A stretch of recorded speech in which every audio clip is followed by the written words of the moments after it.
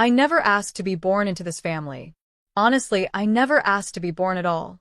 But here I am, Linda, the unwanted firstborn of a marriage that was broken before I could even understand what marriage meant.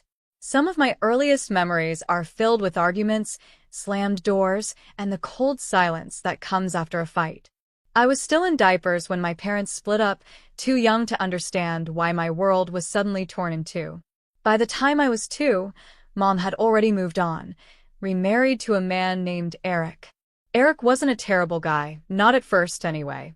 He adored my mom, showered her with gifts, whispered sweet words to her when he thought I wasn't listening. But from the very beginning, I knew I was just part of the package deal, an extra piece of baggage that came with the woman he really wanted. Then, everything changed when I was 4. Mom got pregnant. Suddenly, the world started spinning around this tiny, unborn baby. Eric was thrilled. He talked about the baby all the time, his voice filled with excitement I had never once heard when he spoke about me. Mom glowed with happiness, rubbing her belly like she was carrying the most precious thing in the universe. Meanwhile, I stood in the shadows, already fading from their world. Then the day came. My baby sister, Barbara, was born. And just like that, I disappeared. Eric cradled her like she was made of glass, whispering to her, cooing in a way I had never seen before. Mom beamed with pride, her face filled with love and joy. So much love, in fact, that she almost forgot I was even standing there. Finally, she turned to me.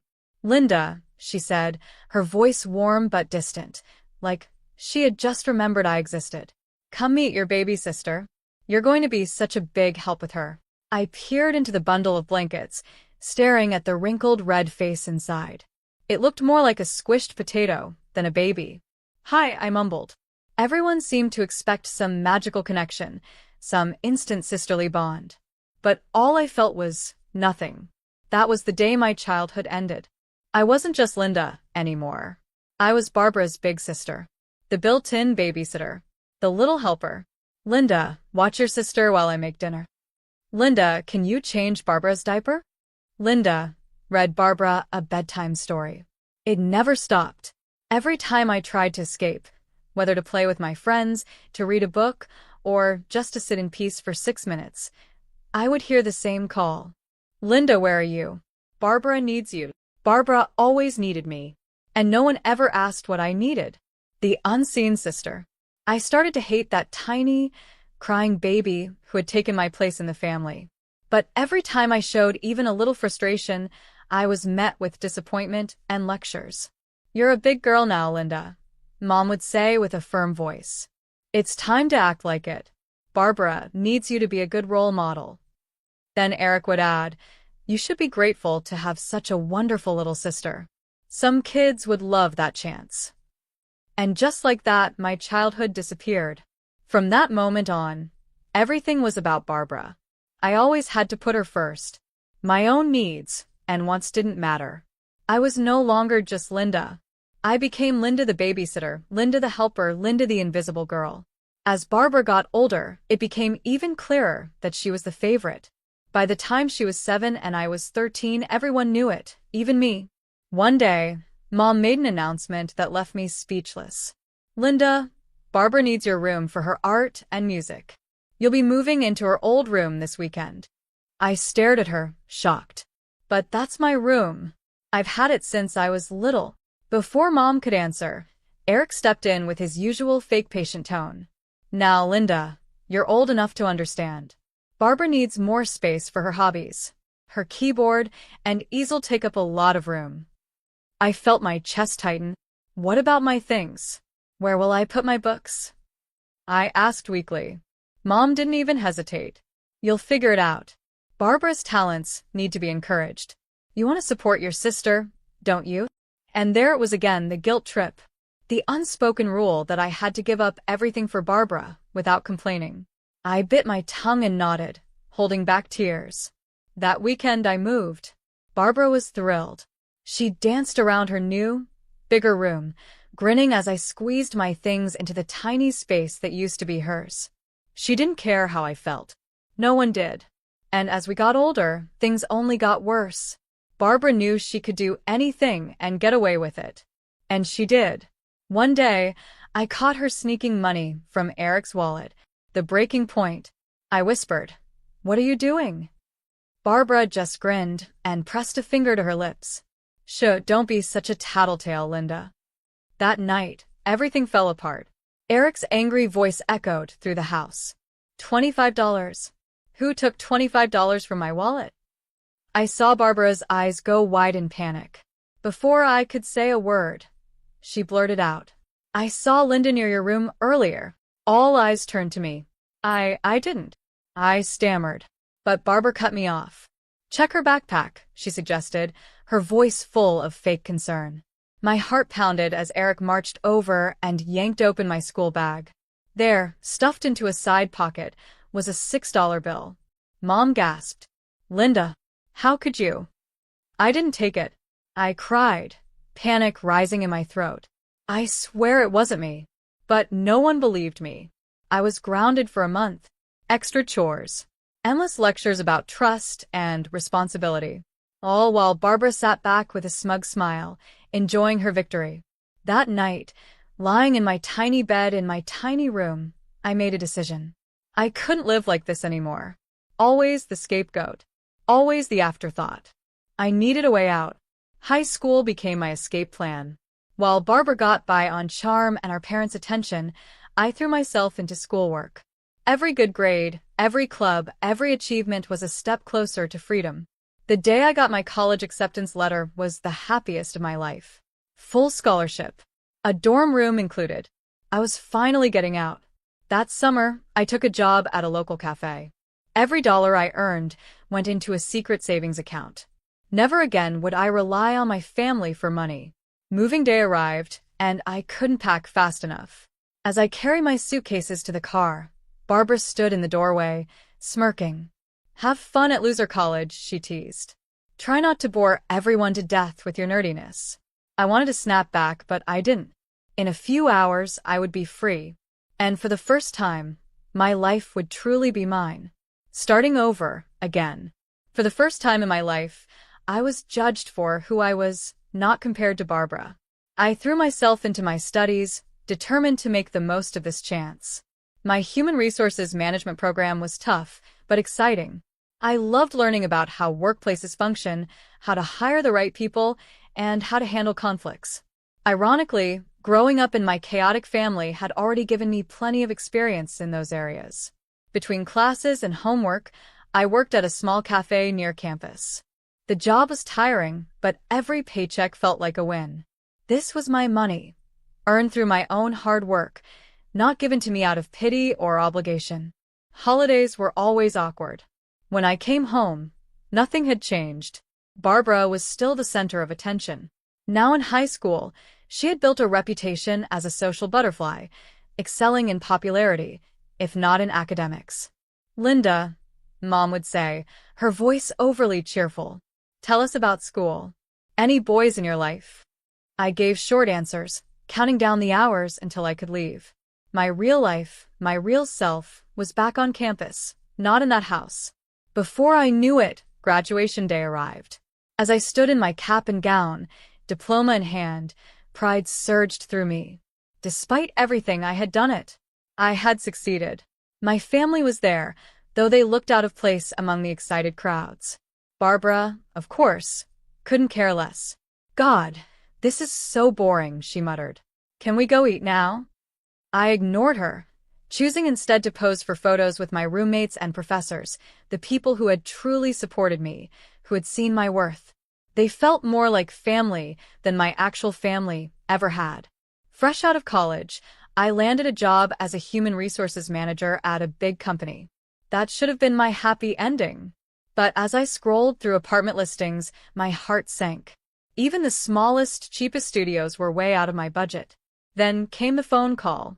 "Linda," Mom said, in one of our rare conversations, "why don't you move back home for a little while? Just until you get on your feet. You won't have to pay rent, just help out around the house a little." Against my better judgment, I agreed. It was supposed to be temporary. Just for a little while. I should have known better. From the moment I moved back in, it was like I had never left. Barbara was still the golden child. Now in college, fully paid for by our parents, of course. And me? I was back to being Cinderella. Linda, can you start dinner? We're starving. Mom would call out the moment I walked through the door. And just like that, I was right back where I had started. Trapped again. I walked in from work, exhausted. Linda, the bathroom needs cleaning, Eric announced, not even looking up from his chair. He never lifted a finger himself. After a full day at the office, I barely had time to breathe before diving into hours of cooking and cleaning. Meanwhile, Barbara lounged on the couch, scrolling through her phone, whining about how hard her life was. I bit my tongue so many times, I was surprised it hadn't fallen off. This wasn't what I had agreed to. But every time I complained, they reminded me, "You live here rent-free." Then came the bombshell. Barbara, barely into her second year of college, announced she was getting married. To a guy 11 years older. "Isn't it romantic?" she gushed, flashing a massive diamond ring. "Frank is so successful. He says I don't even need to finish college." I watched in disbelief as our parents fawned over Barbara and her fiancé. They threw themselves into wedding planning, sparing no expense. I couldn't help but wonder, would they be this generous if it were my wedding? Of course not. In their eyes, I was destined to be the spinster daughter, too focused on work to find a man. The wedding was extravagant. I stood beside Barbara as a bridesmaid, forcing a fake smile while my parents beamed with pride. This was everything they had ever wanted for her. After a honeymoon in the Puerto Rico, another gift from our parents, Barbara and Frank moved into a fancy rented apartment. I thought maybe, just maybe, things would get better at home without Barbara constantly around. I was wrong. A few months later, Barbara showed up on our doorstep, glowing. "I'm pregnant," she squealed. My parents erupted in celebration. I felt a knot tighten in my stomach. Somehow, I knew this was going to make my life even harder. Sure enough, I got dragged into everything, helping with baby shopping, doctor's appointments, setting up the nursery, all while juggling my job and the endless household chores. When my nephew was born, Barbara and Frank practically moved into our house. More messes for me to clean. More mouths for me to feed. "Isn't it wonderful?" Mom cooed, cradling her grandson. "Our family is growing." I looked around. Toys scattered everywhere. Dishes piled in the sink. My work papers shoved aside to make room for baby gear. This wasn't my family. And this definitely wasn't my life. A year passed. I had settled into a routine, balancing my job with endless chores at home. It wasn't ideal, but I was making it work. Then, one night at dinner, everything changed. Mom cleared her throat, her voice unusually serious. "Linda, we need to talk." I paused, my fork halfway to my mouth. "Your sister and Frank are moving back home. They can't afford their place anymore."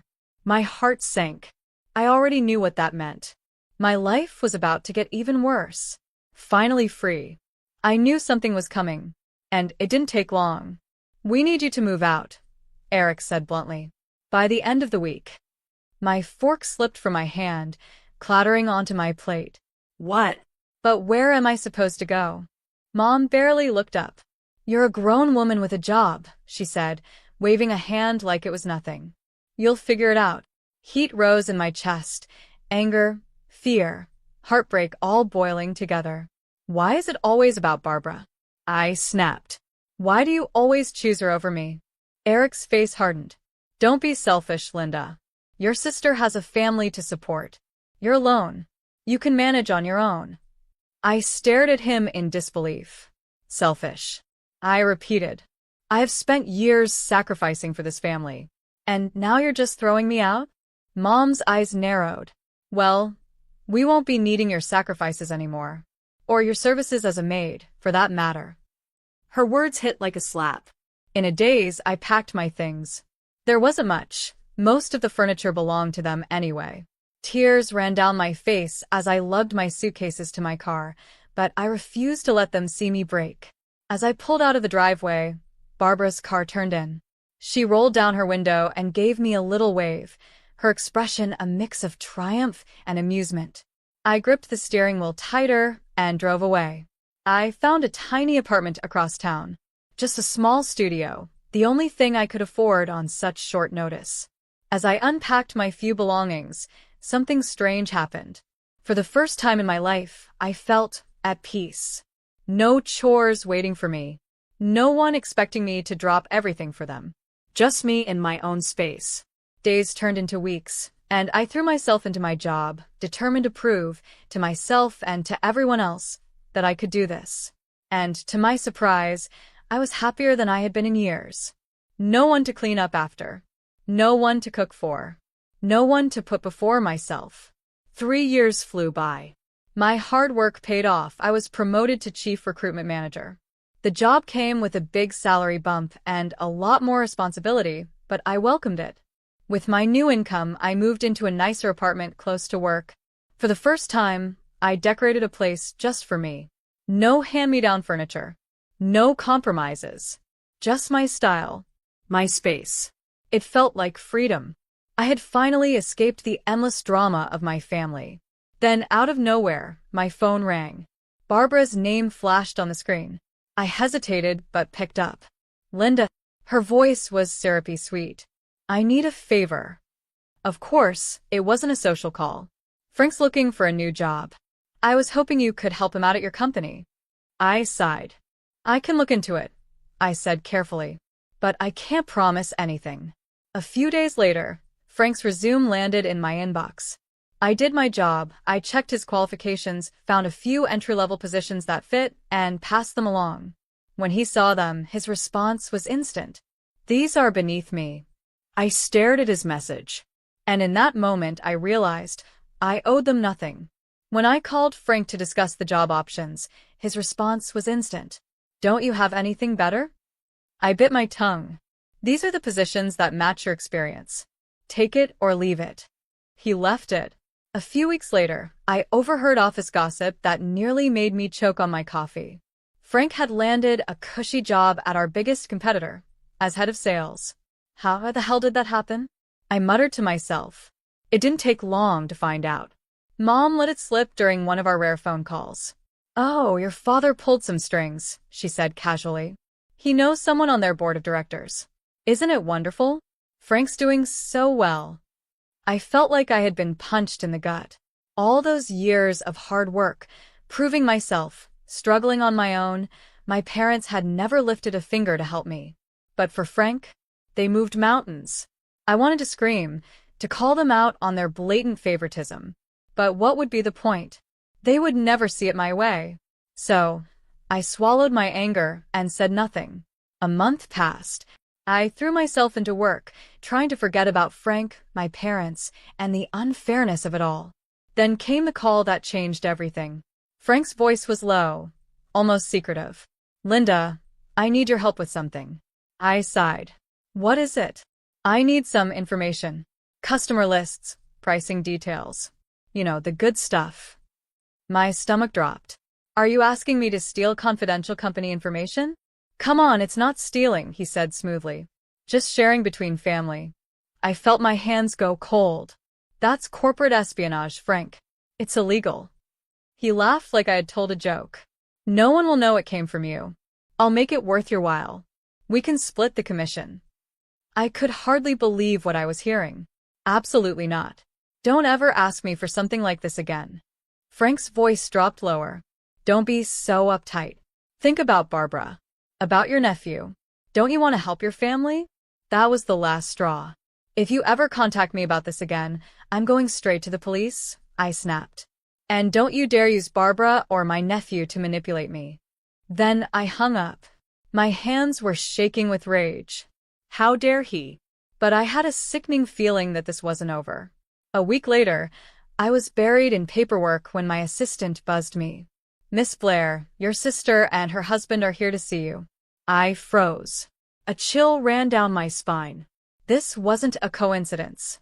Send them in, I said, my mind racing. Barbara bounced into my office, all smiles and fake cheer. Frank followed close behind. Surprise. Barbara chirped. We were in the neighborhood, and thought we'd drop by. As they settled into the chairs across from my desk, I braced myself. I already knew. This wasn't just a friendly visit. As soon as Barbara and Frank walked into my office, I quietly sent a text to our head of security. Keep an eye on Frank, my brother-in-law. Possible suspicious activity. I slipped my phone back into my pocket just as Barbara started talking. So, how have you been? She asked brightly, before launching into a long, dramatic story about her son's latest achievements. I nodded, pretending to listen, but my eyes were on Frank. He was restless. His hands twitched, his gaze darting around my office like he was looking for something. Then, suddenly, he stood up. Sorry, where's your restroom? Down the hall, to the left, I said, watching as he hurried out. The moment the door closed behind him, Barbara leaned in, her voice dropping to a whisper. Oh my gosh, Linda, you'll never believe what happened at the grocery store yesterday. She launched into a detailed, overly dramatic story about some woman using too many coupons. Something felt off. Barbara was stalling. Her story was too animated, too full of details that didn't matter. My hand inched toward the silent alarm button under my desk. She kept talking, glancing at the door every few seconds. That was it. I pressed the alarm. Within seconds, I heard a commotion in the hallway. Barbara's eyes widened. What's going on? We rushed out of my office and straight into chaos. Security guards were wrestling Frank to the ground outside the sales director's office. Papers were scattered everywhere. Let go of me, Frank shouted, struggling against them. This is a misunderstanding. Barbara screamed and ran toward him. What are you doing? Let him go. I stood frozen, watching everything unfold. Minutes later, the police arrived. I told them everything, Frank's shady phone call, his request for company secrets, my suspicions about today's visit. The next morning, I was called into the director's office. My palms were sweaty as I knocked on the door, unsure of what to expect. Linda, he said, motioning for me to sit. I want to commend you for your actions yesterday. Your quick thinking and integrity prevented a serious security breach. I let out a breath I didn't realize I had been holding. Thank you, sir. I was just doing my job. He nodded approvingly. That's exactly the kind of dedication we value here. In fact, I think it's time we discuss your future with the company. I left my boss's office an hour later, my mind spinning. A promotion. A raise. A commendation in my file. It was everything I had worked for, everything I had dreamed of.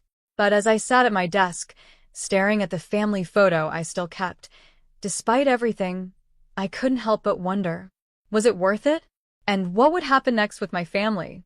The next morning, my phone rang nonstop. I didn't even have to look at the screen.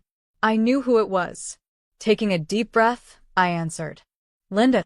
Mom's voice was sharp, almost hysterical. What have you done? Before I could even respond, Eric's voice boomed through the speaker. You need to fix this, Linda. Now. For the next hour, they tore into me, yelling, blaming, demanding that I take back my statement and let Frank off the hook. Think about your sister, Mom pleaded. Think about your nephew. You're going to ruin their lives. Then Eric added the final insult. And what about you, Linda? You're alone. No husband. No kids. You have nothing to lose. It'll be easier for you to take the blame than for Frank. I felt the familiar weight pressing on my chest, the same pressure I had felt my entire life. The crushing burden of their expectations. But this time, something was different. I was different. No. My voice was steady. I won't do it. Frank broke the law. He has to face the consequences. Silence. For a split second, there was nothing but stunned quiet on the other end of the call. Then, the screaming started again. You ungrateful child, Mom shrieked. After everything we've done for you. That's it, Eric growled. You're no daughter of ours. Don't expect a penny when we're gone. Click. The line went dead. I sat there, staring at my phone. And for the first time in my life, I felt free. It was over. Finally. Truly. The next few months were a whirlwind. Frank was charged with trespassing, attempted burglary, and corporate espionage. He lost his job. His reputation was destroyed. Barbara? Somehow, she managed to escape without consequences, just like always. I focused on myself. I worked harder than ever, determined to prove my parents wrong. I didn't need their support. I didn't need their money. I had myself. And that was enough. Over time, I heard bits and pieces of what happened to Frank and Barbara. Frank, fresh out of prison and unable to find a job, turned to drinking. Barbara, disillusioned with her fallen prince, started having affairs. The final straw came when Frank caught her in bed with another man. In my parents' house. The fight that followed was ugly. Frank was thrown out onto the street, and Barbara was served with divorce papers. But karma wasn't done with her yet. Barbara moved back in with my parents, dragging her new lovers in and out of their house. It didn't take long before they had enough. They kicked her out, just like they had done to me. And when she lost custody of her son, guess who stepped in to raise him? My parents. Moving on. With every new piece of news about my family, I waited for the feeling of satisfaction to hit. For that moment of vindication, I had always imagined. But it never came. Instead, I felt nothing. They were my family anymore. Their drama wasn't mine. Years passed. I worked hard and climbed the corporate ladder, my effort and honesty paying off in ways I had never imagined. And then, on a completely ordinary Saturday, I met him. Aaron. He was everything I never knew I wanted, kind, supportive, and completely separate from the toxic world I grew up in. A year later, when he proposed, I said yes, without hesitation. Our wedding was small and intimate, just our closest friends and Aaron's family. As I stood there, reciting my vows, it hit me. I had finally found what I had been searching for all along. Unconditional love. Acceptance. Peace. I haven't spoken to my parents or Barbara in years. Sometimes I wonder about them. About my nephew. But I never reach out. Some bridges, once burned, should stay that way.